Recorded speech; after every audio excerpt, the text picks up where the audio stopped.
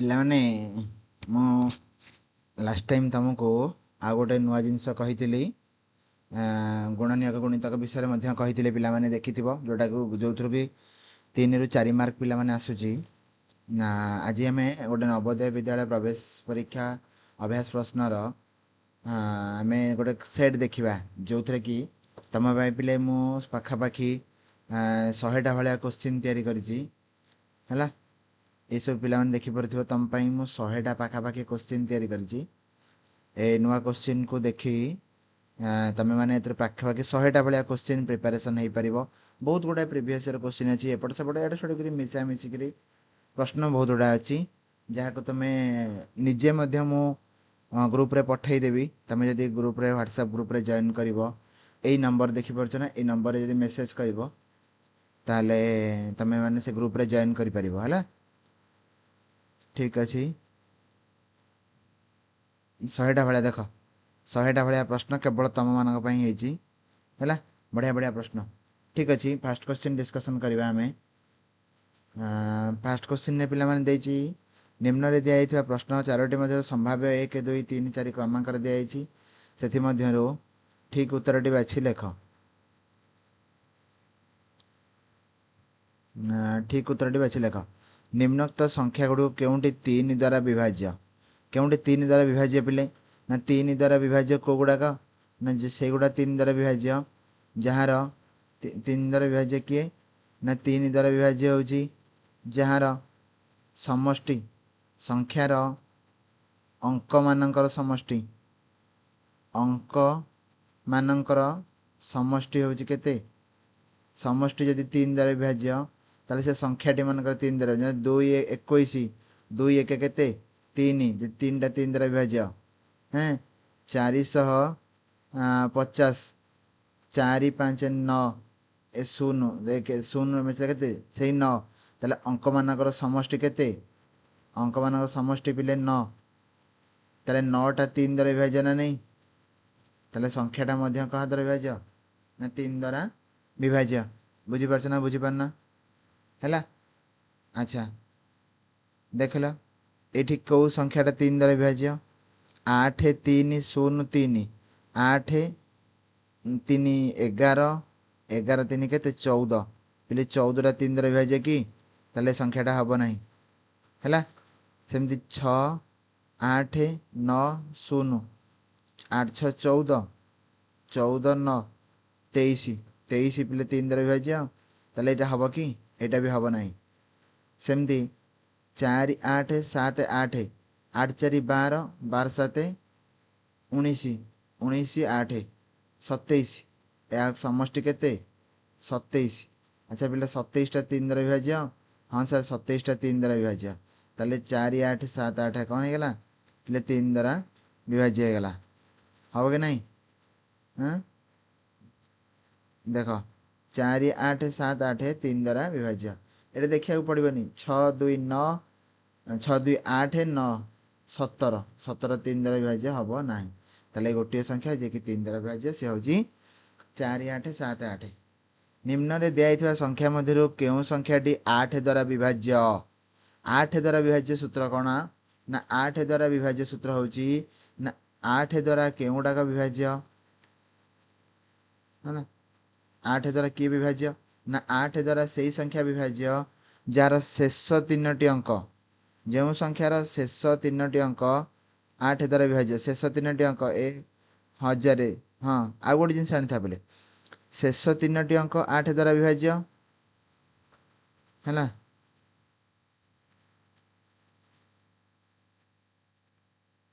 ଆଉ କିଏ? ନା ଶେଷ 3ଟି ଅଙ୍କ ଯଦି 3ଟା 0 ଥିବ, କ'ଣ ଥିବ? 3ଟା 0 ଥିବ, ତାହେଲେ ସେ 8 ଦ୍ୱାରା ବିଭାଜ୍ୟ। ଆଚ୍ଛା, ମୋତେ ଗୋଟେ ଜିନିଷ ପିଲେ କହିଲ, ମନେକର ଗୋଟେ ସଂଖ୍ୟା ଅଛି, ଏଇଠି ସଂଖ୍ୟା ଦେଇଛି, ଆମେ ସଂଖ୍ୟାକୁ ସିଧା ଯିବା। 4 4444, 8 ଦ୍ୱାରା ବିଭାଜ୍ୟ। ଏଇଠି ପିଲା ଦେଖିଲ ଶେଷ 3ଟା ଅଙ୍କ 0 ଅଛି, ତାହେଲେ ଆଖି ମୁଜିକି ଏଠି ମାରିବ, ଏଇଟା 8 ଦ୍ୱାରା ବିଭାଜ୍ୟ। 7000ଟା 8 ଦ୍ୱାରା ବିଭାଜ୍ୟ ହେବ ହିଁ ହେବ। ତମେ ଚେକ୍ କରି ଦେଖିପାରିବ। 7000 ହରଣ 8, 8 8 64, ଷାଠିଏ 8 ସତା 56 40 8 ପଞ୍ଚା 40 ତାହେଲେ କେତେ ହେଲା 0 ତାହେଲେ 875 ହେଲା ନା ନାଇଁ ପିଲେ ଏଠି ତାହେଲେ 875ଟା ପିଲେ ସରି 8 ଦ୍ୱାରା 7000ଟା 8 ଦ୍ୱାରା ବିଭାଜ୍ୟ ହେଲା ନା ହେଲାନି ହେଲା ନା ନାଇଁ ପିଲେ ତାହେଲେ ଏଇଟା ମଧ୍ୟ 7000ଟା ବିଭାଜ୍ୟ ଏଠି ତମେ ଦେଖିବାକୁ ପଡ଼ିବନି 8 ଦ୍ୱାରା ବିଭାଜ୍ୟ କିଏ ନା ସାର୍ ଶେଷ ଅଙ୍କ 3ଟା 0 ଅଛି ତେଣୁ ଏଇଟା 8 ଦ୍ୱାରା ବିଭାଜ୍ୟ नेक्स्ट क्वेश्चन को जी पे 3 नंबर क्वेश्चन को 7 4 0 7 4 6 0 2 निम्न संख्या रे केउ निम्न रे केउ संख्या द्वारा विभाज्य 7 4 6 0 2 निम्न संख्या टी निम्न रे केउ संख्या द्वारा विभाज्य देख लो 7 4 6 0 2 पिले एटे देछि 9 देछि 9 द्वारा 12 द्वारा 11 द्वारा 13 द्वारा अच्छा मत गोटे कथा कहल 9 द्वारा तुम इजिली चेक कर अति सहजरे केमिति ना समष्टि जदि 9 द्वारा विभाज्य गोटे संख्यार समष्टि जदि 9 द्वारा विभाज्य ताले से संख्याटा 9 द्वारा विभाज्य अच्छा देख लो 7 4 11 11 6 17 18 19 9 द्वारा विभाज्य हम कि हम ना अच्छा पिले 12 द्वारा विभाज्य केमिति हम ना 3 द्वारा आ 4 द्वारा विभाज्य हो ताले 12 द्वारा विभाज्य हम गोटे संख्या 12 द्वारा विभाज्य केमिति हम ना जब 3 द्वारा विभाज्य हो 3 द्वारा विभाज्य हो आ 4 उभय द्वारा है ताले से कौन क्या संख्या द्वारा विभाज्य हम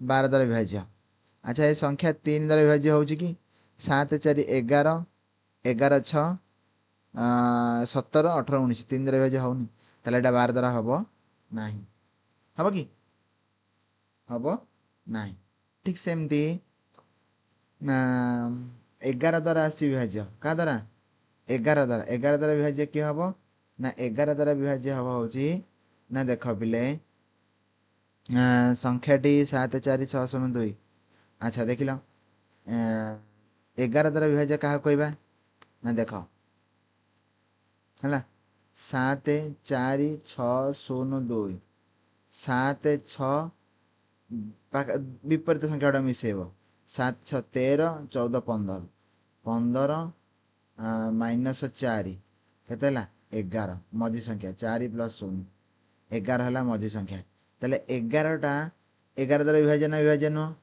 यदि 11टा 11 द्वारा विभाज्य ताले संख्याटा 11 द्वारा विभाज्य हाँ कि ना ताले संख्या क्या द्वारा विभाज्य हम लिख पे तुम सर लिख संख्याटा हूँ 11 द्वारा विभाज्य है ये 12 द्वारा हेनी 13 द्वारा भी हेनी अच्छा 1 5 14 30 जो क्रम लेखा जाइए परवर्ती संख्याटी से ही क्रम केते हम 1 5 14 30 जो क्रम लेखा जाइए परवर्ती संख्याटी से ही क्रम केते हम ना 1 तापर 4टा छाड़ी 5 पुणी 9टा छाड़ी 14 14 पुणी के 16 4 5 9 9 7 16 5 7 9 9 6 15 25 ताने केते हबो 25 माने 3 2 5 55 पिला हबो केमिति हला तमे देखियो हला देख 1 5 14 30 अच्छा पिले देखिला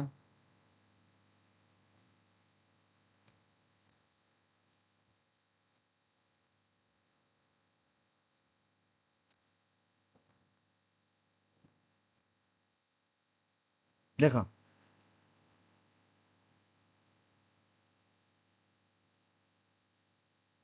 जो संख्या आसला 1 तापर आसला केते 5 तापर आसला 14 30 ता परवर्ती संख्या केते अच्छा देखिला पिले 1 रु 5 एठी केते 4 14 रु 5 फेरले केते 9 पुणी 14 30 रु 14 फेरले केते पिले ना 30 14 फेरले सारे 16 हाँ कि ना अच्छा ये 4 और 9 भितर पार्थक्य केते कर देखले पिले 4 और 9 भितर 5 5 और 16 भितर पार्थक्य केते ନା 7 16 ଆଉ ତା ପରବର୍ତ୍ତୀ ସଂଖ୍ୟା ଭିତରେ ପାର୍ଥକ୍ୟ କେତେ ହେବ? 5 7 ହେଲା କେତେ ହେବ? 9 9 6 କେତେ? 15 25 ହଁ କି ନା? ତାହେଲେ 30ରେ 25 ମିଶେଇଲେ ନେକ୍ସଟ ସଂଖ୍ୟା ହେବ। 30ରେ 25 ମିଶେଇଲେ କେତେ ହେବ ପିଲେ? 55 ହେବ। ହେବ ନା ହେବନି? 30ରେ 25 ମିଶେଇଲେ କେତେ ହେବ? 55 ହେବ।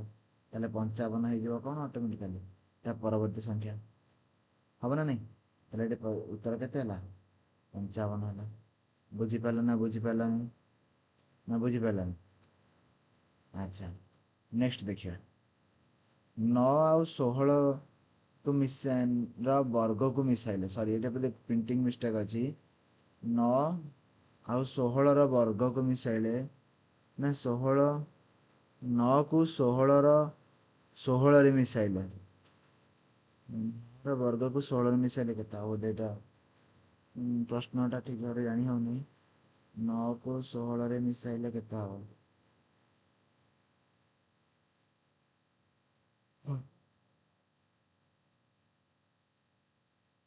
16 16 ଏଇଟା ପିଲା ରଖିଥା ଦେଖିବା ନେକ୍ସଟ କ୍ଲାସକୁ। ତାପରେ 6 ନମ୍ବର ଦେଖିଲା ଦିଆଯାଇଥିବା କ୍ଷେତ୍ରର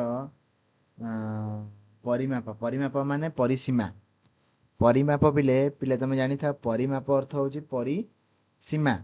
ଆଚ୍ଛା ଦେଖ ବଢ଼ିଆ ଜିନିଷଟେ ହେଲା ଏଠି ଏଇଟା ଯଦି 4 ହେଲା ପିଲା ଏଇଟା କେତେ ହେବ?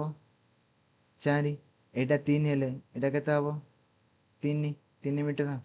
ଏଇଟା ବି କେତେ ହେବ? 3 ମିଟର। ଏଇଟା 2 ହେଲେ ପିଲେ ଏଇଟା କେତେ ହେବ? 2 ମିଟର।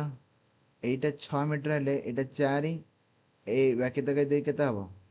ନା 2 ମିଟର। ଏଇ ଟୋଟାଲଟା ହେଉଛି ଏଇଠୁ ଏତିକି 6 ମିଟର। ଏଇଠୁ ଏପର୍ଯ୍ୟନ୍ତ 4 ମିଟର ଅଲରେଡ଼ି ପଳେଇଛି। ଆଉ ବାକି ତକ କେତେ ହେଲା? 2 ହେଲେ ଇଏ ସମାନକୁ ସିଏ ସମାନ। ତାହେଲେ ପରିସୀମା ଯିବା କେମିତି? ମନେକର ଏ ରୁ ବାହାରିବା ବି ସି ଦବା ସି ଡି ଇ ଏଫ୍ ପୁଣି ଯାଇକି ଏରେ ପହଞ୍ଚିବା। ଏ ରୁ ବି କେତେ? 4 4ରୁ ବିରୁ ସି କେତେ? ନା 3 4 3 7 ସି ରୁ ଡି କେତେ? ନା 2 4 3 7 2 9 9ରୁ 2 ଆସିଲା 9 10 11 11ରୁ ଏଠି 6 ଗଲା 11 6 କେତେ? 17 17ରୁ ଇଏ 2 ଗଲା ଇଏ 3 ଗଲା 17 2 19 20 21 22 ତାହେଲେ ଟୋଟାଲି ପରିମାପ କେତେ ପିଲେ? 22 ଆଖି ମୁଜିଦେବ ଭଲସେ ଦେଖିବ ହେଲା। 8 ଦ୍ୱାରା ବିଭାଜ୍ୟ 3 ଅଙ୍କ ବିଶିଷ୍ଟ କ୍ଷୁଦ୍ରତମ ସଂଖ୍ୟାଟି କେତେ? ସେ କହିଲା 8 ଦ୍ୱାରା ବିଭାଜ୍ୟ 3 ଅଙ୍କ ବିଶିଷ୍ଟ କ୍ଷୁଦ୍ରତମ ସଂଖ୍ୟାଟି କେତେ? କେଉଁ ସଂଖ୍ୟାଟା 8 ଦ୍ୱାରା ବିଭାଜ୍ୟ ହେଉଛି ହେଲା ଯେଉଁଟାକି 3 ଅଙ୍କ ସବୁ କ୍ଷୁଦ୍ରତମ ଶେଷ ଅଙ୍କ 3ଟା ବିଭାଜ୍ୟ ଦେଖିଦେବା ଏଠି ପିଲେ ହଁ 102 8 ଦ୍ୱାରା ବିଭାଜ୍ୟ ହେଉଛି ନା ନାହିଁ ଦେଖିଦିଅ 8 କେ 8 22 22 ହେଉଛି କି ବିଭାଜ୍ୟ? ହେଉନାହିଁ 132 8 କେ 8 52 ହେଉଛି କି? ହେବନି ତାହେଲେ 132 ମଧ୍ୟ ହେବ ନାହିଁ। ତାହେଲେ ସେଟା କେତେ? 104 104ଟା 8 ଦ୍ୱାରା ହେବ ନା ନାହିଁ 8 କେ 8 24 8 ତିରିକି 24 ତାହେଲେ କେତେ ହେଲା? 13 13 ଭାଗ ଭଳିଆ ତାହେଲେ 104ଟା କ'ଣ ହେବ? 8 ଦ୍ୱାରା ବିଭାଜ୍ୟ ହେବ। ବୁଝିପାରିଲ ନା ବୁଝିପାରିଲାନି ପିଲେ? ତାପରେ ଦେଲା ପିଲେ ଗୋଟେ ବଢ଼ିଆ ଜିନିଷଟେ ନା 0.80 ମାଇନସ୍ 0.08 ଆଚ୍ଛା 0 ପିଲେ ଏଇଠି ଦେଖ 0.80 ମାଇନସ୍ 0.08 ହେଲା 0.80 ମାନେ କେତେ? 8 ବିଭକ୍ତକ 10 ମାଇନସ୍ 8 ବିଭକ୍ତ କେତେ ହେବ? 100 ଗଲା ହାରି ହର ଲସ୍ ଆଗକୁ ହରରେ ହରକୁ ଲବରେ ବନିବ 100କୁ 10 ହେଲେ କେତେ? 10 10 ଅଷ୍ଟା କେତେ? 80 ପୁଣି 100କୁ 100ରେ ହେଲା 1 1ରୁ 8 ପଡ଼ିଲେ କେତେ? 8 ତାହେଲେ କେତେ ହେଲା? ନା 72 ବିଭକ୍ତକ 100 ହଁ କି ନା? ହଁ କି ନା? ଆଚ୍ଛା ଗୋଟେ ଜିନିଷ ଜାଣ 10 180 ଅଶୀ ଅଶୀରୁ 8 ଗଲେ 72 ନାଇଁ କି 0.7 ଦୁଇ ଉତ୍ତର ଅଛି ଦୁଇ ସେଠୁ ହେଲା। 165କୁ 11 ଦ୍ୱାରା ଭାଗ କଲେ ଭାଗଫଳ କେତେ ହେବ? 165କୁ ଏଇଠି ମୁଁ କରିଛି ଦେଖ 165କୁ 11 ଦ୍ୱାରା ଭାଗ କରିବ 11 କେ 11 55 ହେଲା 11 ପଞ୍ଚା 55 165 ତାହେଲେ 165 କ'ଣ ହେଲା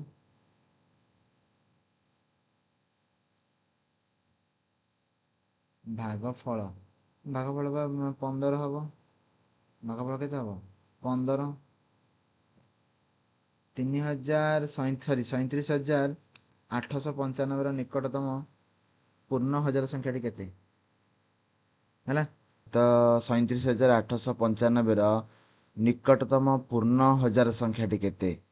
37,895 ତା ପାଖାପାଖି କେତେ ନା ତା ପାଖାପାଖି ହେଉଛି 38,000 ହେବ ପିଲାମାନେ।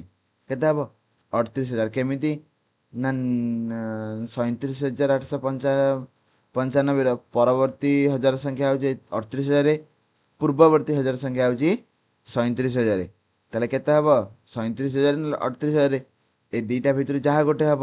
এই যে 38,000 ଅଛି ଏଇଟା ବହୁତ ପାଖ ଯେହେତୁ ତେଣୁ ନିକଟତମ ପୂର୍ଣ୍ଣ ହଜାର ସଂଖ୍ୟାଟି କେତେ ହେବ 38,000 ହେବ ପିଲେ ହେଲା। ଗୋଟିଏ ବିଦ୍ୟାଳୟର ପୁସ୍ତକାଳୟରେ ବିଭିନ୍ନ ବିଷୟରେ ବହି ନିମ୍ନଲିଖିତ ବର୍ଗକ୍ଷେତ୍ର ଦ୍ୱାରା ଦେଖାଯାଇଛି। ଗଣିତରେ କେତେ ଅଛି ଗୋଟିଏ ବର୍ଗକ୍ଷେତ୍ର 50 ଖଣ୍ଡ ବହି। ଉପରେ ଲିଖିତ ରେଖାଚିତ୍ର କେଉଁ ବିଷୟଟି ସବୁଠୁ ବେଶୀ ବହି ଅଛି? ତାହେଲେ 1 2 3 4 5 6 7 ସାତଟା କେତେଟା ଅଛି 7ଟା ତାହେଲେ କେତେ ହେବ ଏଇଟା ନା 7 ଗୁଣନ 50 କେତେ 350ଟା ଗଣିତ ବହି ଅଛି ହଁ କି ନା।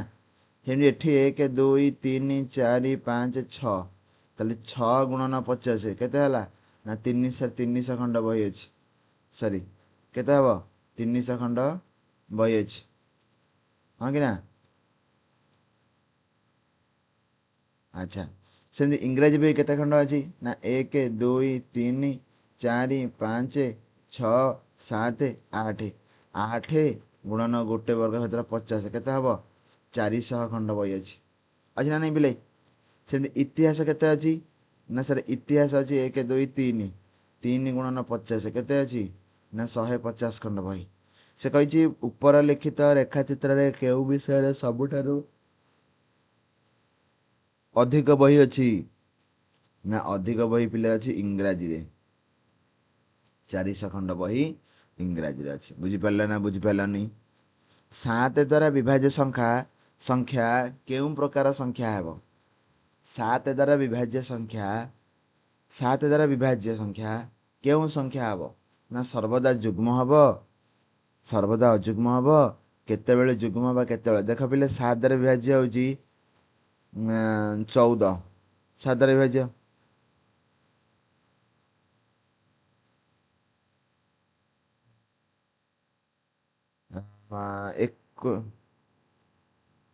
21 7 ଦ୍ୱାରା ବିଭାଜ୍ୟ। ଆଚ୍ଛା କେତେବେଳେ ଯୁଗ୍ମ ହେଉଛି କେତେବେଳେ ଅଯୁଗ୍ମ ହେଉଛି ତାହେଲେ ଏଇଟା କ'ଣ ଲେଖା ହେବ କେତେବେଳେ ଯୁଗ୍ମ ବା କେତେବେଳେ ଅଯୁଗ୍ମ ହଁ କି ନା।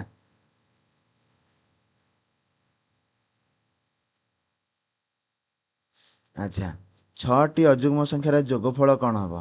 6ଟି ଅଯୁଗ୍ମ ସଂଖ୍ୟା ପିଲେ 2ଟି ମନେ ରଖିଥାଅ ଅଯୁଗ୍ମ ସଂଖ୍ୟା 1 ମନେକର 2ଟା ଅଯୁଗ୍ମ ସଂଖ୍ୟା ହେଲା ତାହେଲେ ଯୋଗଫଳ କେତେ ହେବ ଯୁଗ୍ମ ସଂଖ୍ୟା। ମନେକର 3ଟା ଅଯୁଗ୍ମ ସଂଖ୍ୟା ହେଲା ତାହେଲେ ଯୋଗଫଳ କେତେ ହେବ ପିଲେ ଅଯୁଗ୍ମ ସଂଖ୍ୟା। ତାହେଲେ 4ଟା ଅଯୁଗ୍ମ ସଂଖ୍ୟା ହେଲା ତାହେଲେ ଯୋଗଫଳ କେତେ ହେବ ପିଲେ ଯୁଗ୍ମ ସଂଖ୍ୟା ହେଲା। ସେମିତି 6ଟି ହେଲା ମାନେ 6ଟି ହେଉଛି କି ସଂଖ୍ୟା ଯୁଗ୍ମ ସଂଖ୍ୟା 6 ଯୁଗ୍ମ ସଂଖ୍ୟା ଥରକ ଅଯୁଗ୍ମ ସଂଖ୍ୟାର ଯୋଗଫଳ ସର୍ବଦା କ'ଣ ହେବ ଯୁଗ୍ମ ସଂଖ୍ୟା ପିଲେ ହେବ। 2ଟିରେ ଯୁଗ୍ମ 3ଟି ଅଯୁଗ୍ମ ସଂଖ୍ୟା ତେଣୁ ତା ଯୋଗଫଳ ମଧ୍ୟ ଅଯୁଗ୍ମ ହେଲା। 4ଟିର ଯୁଗ୍ମ ସେମିତି 5ଟିର ଅଯୁଗ୍ମ 6ଟିର ଯୁଗ୍ମ ତାହେଲେ 6ଟି ଅଯୁଗ୍ମ ସଂଖ୍ୟାର ଯୋଗଫଳ ସର୍ବଦା କ'ଣ ହେବ ସର୍ବଦା ନା ସର୍ବଦା ଯୁଗ୍ମ ସଂଖ୍ୟା ହେବ। 20 ଓ 25ର ସାଧାରଣ ଗୁଣନୀୟକ ମଧ୍ୟରେ କେତୋଟି ମୌଳିକ ସଂଖ୍ୟା ଅଛି? 20 ଓ 25 ସାଧାରଣ ଗୁଣନୀୟକ ମଧ୍ୟରେ କେତୋଟି ମୌଳିକ ସଂଖ୍ୟା ଅଛି? ନା 20 ଓ 25 ସାଧାରଣ ଗୁଣନୀୟକ ମଧ୍ୟରେ କେତୋଟି ମୌଳିକ ସଂଖ୍ୟା ଅଛି? ଦେଖ ଦେଖିଦେବା ଆମେ ସାଧାରଣ ଗୁଣନୀୟକ ଭିତରେ କେତେ ଟଙ୍କା 20 ସାଧାରଣ ଗୁଣନୀୟକ ଦେଖିଦେବା। 20 ହେଉଛି କେତେ ନା 1 2 4 5 10 20। 35 କେତେ ହେବ ନା 1 5 7 35। ଆଉ ହେବ କି? ତାହେଲେ କେତୋଟି ମୌଳିକ ସଂଖ୍ୟା ଅଛି? 1 ତ ମୌଳିକ ସଂଖ୍ୟା ନୁହଁ, ତାହେଲେ ମୌଳିକ ସଂଖ୍ୟା କିଏ? 5 5 7। କେତେଟା ହେଲା? 2 ବି ଅଛି। 2 5 7 ତିନୋଟି। କେତେଟା ହେବ ପିଲେ? ତିନୋଟି। 5 ଯେ ଦୁଇଟା ଅଛି ଗୋଟିଏ ଯିବ, ତାହେଲେ କେତେଟା ହେବ? 2 5 7 ତିନୋଟି ଉତ୍ତର ହେବ। ବୁଝିପାରିଲ ନା ବୁଝିପାରିଲନି? 3/5କୁ ଶତକଡ଼ାରେ ପ୍ରକାଶ କଲେ କେତେ ହେବ? ପିଲେ ଶତକଡ଼ାରେ ପ୍ରକାଶ କରିବା ଅର୍ଥ ସର୍ବଦା 100ରେ ଗୁଣିବ। କେତେରେ ଗୁଣିବ? ଶତକଡ଼ା ପ୍ରକାଶ ଅର୍ଥ ଶତକଡ଼ା ଅର୍ଥ 100। ତାହେଲେ 3/5 ଗୁଣନ 100 କେତେ ହେବ? ନା 5କୁ 100ରେ କାଟିଲେ 20, 20 ତିରିକି 60 ଶତକଡ଼ା। କେତେ ଶତକଡ଼ା ପିଲେ? ଉତ୍ତର ହେବ 60 ଶତକଡ଼ା। ନିମ୍ନଲିଖିତ ମଧ୍ୟରୁ କେଉଁ ସମ୍ବନ୍ଧଟି ଠିକ୍? କେଉଁ ସମ୍ବନ୍ଧଟି ଠିକ୍?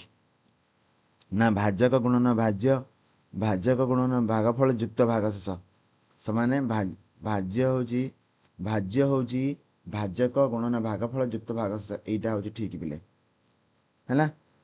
ନିମ୍ନଲିଖିତ ମଧ୍ୟରୁ କେଉଁ ସଂଖ୍ୟାଟି 5069 ଠାରୁ ବଡ଼? 5079 ଠାରୁ ବଡ଼।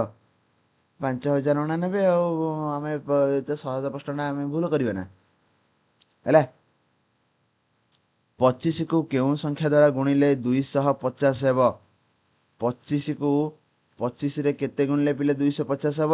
ନା ଏଠି ଗୋଟେ ଶୂନ ଅଛି 25 ପରେ, ତାହେଲେ ଏଠି 1ରେ ଗୋଟେ ଶୂନ ଦିଆହେବ। ତାହେଲେ କେତେ ହେବ ସଂଖ୍ୟା? ନା 10 ଦ୍ୱାରା ଗୁଣିଲେ କ'ଣ ହେବ? ନା 250 ହେବ। 1ରୁ କେତେ ବିୟୋଗ କଲେ 3/10 ହେବ? 1ରୁ କେତେ ବିୟୋଗ କଲେ 3? ନା 1ରୁ 3/10 ଫେଡ଼ିଦେବ, ଯେତିକି ହେବ ସେତିକି ବିୟୋଗ କଲେ। 1ରୁ 3/10 ଫେଡ଼ିଲେ କେତେ ହେବ? 10 ଫେଡ଼ାଣ 3 କେତେ ହେବ? ନା 7/10 କେତେ ହେବ ପିଲେ? 7/10। ଗୋଟିଏ ବର୍ଗ କ୍ଷେତ୍ରର ପରିସୀମା 28 ମିଟର ହେଲେ କ୍ଷେତ୍ରଫଳ କେତେ? ଗୋଟେ ବର୍ଗ କ୍ଷେତ୍ରର ପରିସୀମା, ଗୋଟେ ବର୍ଗ କ୍ଷେତ୍ରର ପରିସୀମା ସୂତ୍ର କ'ଣ ଜାଣିଛ? ଜାଣିନ? ଗୋଟିଏ ବର୍ଗ, ଏଇଟା ଗୋଟେ ବର୍ଗ କ୍ଷେତ୍ର ହେଲା। ତାର ପରିସୀମା ହେଉଛି ABCD। ପରିସୀମା ମନେକର ତାର ବାହୁ ହେଲା A, ତାହେଲେ ଏଇଟା ବି A, ଇଏ ବି A, ଇଏ ବି A, ତାହେଲେ 4ଟା A ହେବ।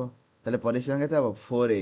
4A ଯଦି 28 ମିଟର ହେଲା, ତାହେଲେ A କେତେ ହେବ? ନା 28/4। 4ଟା ଏପଟେ ଗୁଣା ହେଇଛି, ଏପଟକୁ ଆସିଲେ ହରା ହେଇଯିବ। 4 7 28, ତାହେଲେ 7 ମିଟର ହେଲା। ଯଦି A ହେଲା 7 ମିଟର, A ହେଲା କେତେ? 7 ମିଟର, ତାହେଲେ କ୍ଷେତ୍ରଫଳ କେତେ ହେବ? ନା A ସ୍କୋୟାର। ତାହେଲେ A ସ୍କୋୟାର କେତେ ହେବ? 7 କେତେ? 49 ମିଟର। କେତେ ହେବ? 49 ମିଟର। 49 ବର୍ଗ ମିଟର ପିଲେ, କ'ଣ 49 ବର୍ଗ ମିଟର ହେବ ହେଲା। ଇତିମଧ୍ୟରେ କେଉଁଟି ଦୈର୍ଘ୍ୟ? ଆରେ ଦୈର୍ଘ୍ୟ ମାନେ ଲମ୍ବାଟା କେଉଁଥିରେ ମପା ହୁଏ ପିଲେ? ନା ମିଟରରେ। ସବୁବେଳେ ଲମ୍ବା କେବେ ଲିଟରରେ ମପା ହୁଏ। ଲିଟର କ'ଣ ପାଇଁ ମପା ହୁଏ? ନା ଲିଟରରେ ମପା ହୁଏ ଯେଉଁ ପଳା ତରଳ ଜିନିଷ ଗୁଡ଼ା ଲିଟରରେ ମପା ହୁଏ। ସେମିତି ଗ୍ରାମ, କଠିନ ଜିନିଷ ଗୁଡ଼ା ଗ୍ରାମ ବା କିଲୋଗ୍ରାମରେ ଓଜନ ହୁଏ ହେଲା। ତାପରେ ଆସିଲା ବର୍ଗ ମିଟର। ବର୍ଗ ମିଟର ହେଉଛି କ୍ଷେତ୍ରଫଳ ମାପ କେବଳ ବର୍ଗ ମିଟର। ତାହେଲେ ଦୈର୍ଘ୍ୟ କେଉଁଥିରେ ମପା ହୁଏ ପିଲେ? ମିଟରରେ। ଆଣିପାରିଲା ଉତ୍ତର ହେଲା।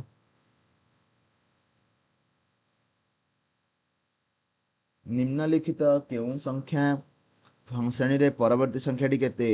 ନା ନିମ୍ନଲିଖିତ ସଂଖ୍ୟା ଶ୍ରେଣୀରେ ପରବର୍ତ୍ତୀ ସଂଖ୍ୟାଟି ହେଉଛି 30, 5 କମିଲା 25, 25ରୁ 5 କମିଲା 20, 20ରୁ 5 କମିବ 15। ତାହେଲେ ଉତ୍ତର କେତେ ହେବ? 15। 1 8 1 6 8 7 0 ବିଭକ୍ତକ 1 2 3 1ରେ 4ଟା ଶୂନ। ତାହେଲେ କେତେ ହେବ ଏଇଟା? ନା ଏଠି 0.4 ସ୍ଥାନ ବାଁକୁ ଘୁଞ୍ଚିଯିବ। ତାହେଲେ କେତେ ହେବ? 0.1 6 8 7। ଏଗୁଡ଼ା ସବୁ ପିଲେ ତୁମେ ରେଗୁଲାର କ୍ଲାସ୍ କଲେ ହିଁ କେବଳ ଜାଣିପାରିବ। ତୁମେ ଓଡିମେଟ୍ ଆପ୍ ଜଏନ୍ କର।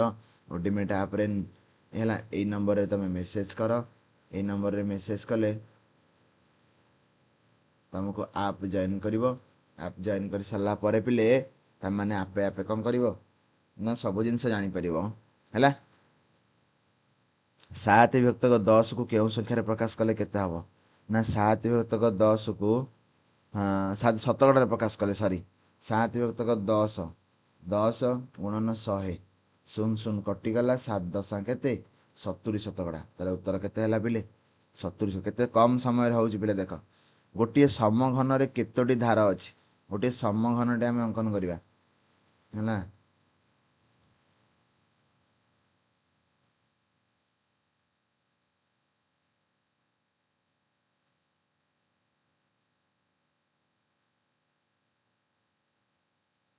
गोटे समघन रे पिले केतोटी धार अछि ना 1 2 3 4 4 तळे आसला 1 2 3 4 ये 5 4 4 8 ये 9 9 10 11 12 ताले केतरा धार अछि 12 टी पिले हैला 225 20 गुणन 250 इंटू 5 रा मान केते 20 गुणन 250 गुणन 5 रा मान केते गुणिबो गुणी केते हबो ना पिले एठी देखो 20 पंचा केते 100 20 गुणन 250 गुणन 5 20 पंचा पिले 100 गुणन 250 250 रे दीटा शून्य दे दबो 250 रे दीटा शून्य देले केते हबो ना 25,000 हे जिवो केते हबो 25,000 एठी देला 7/100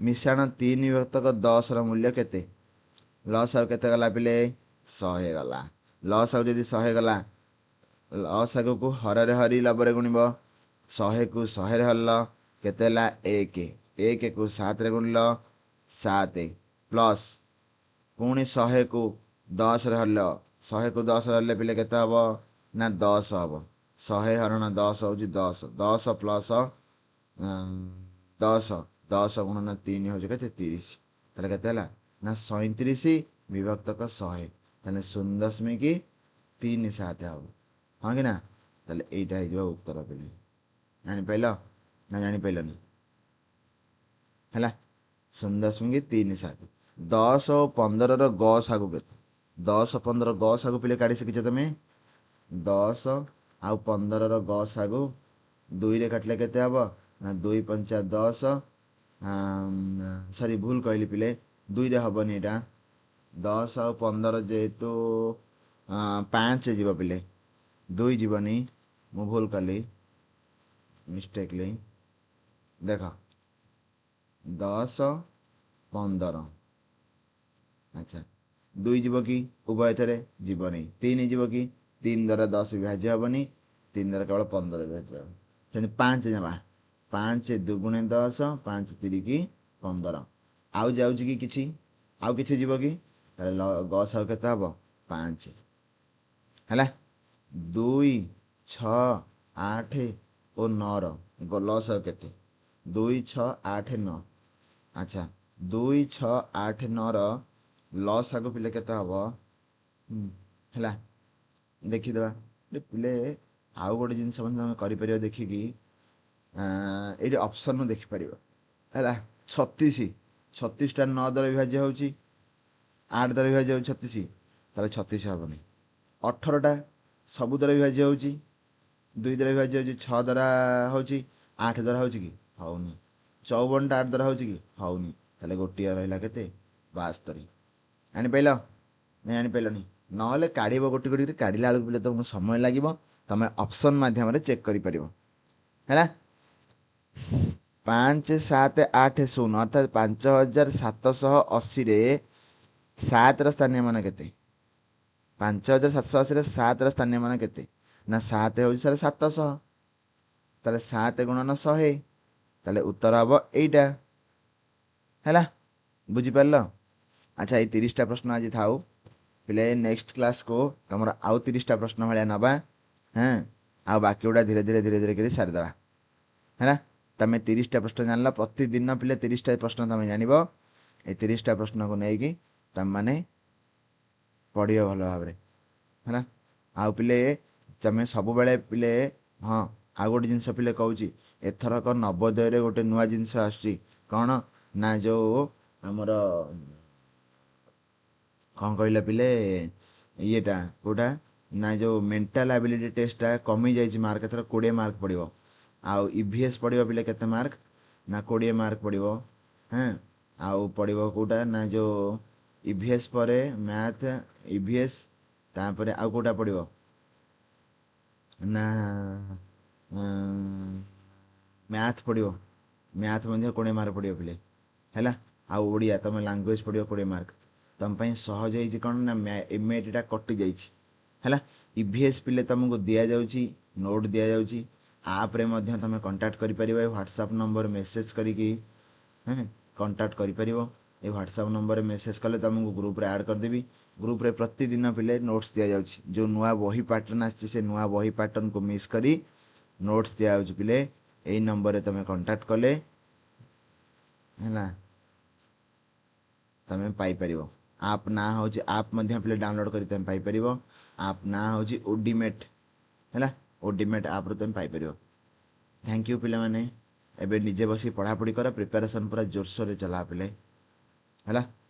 ଠିକ୍ ଅଛି ଥ୍ୟାଙ୍କ ୟୁ।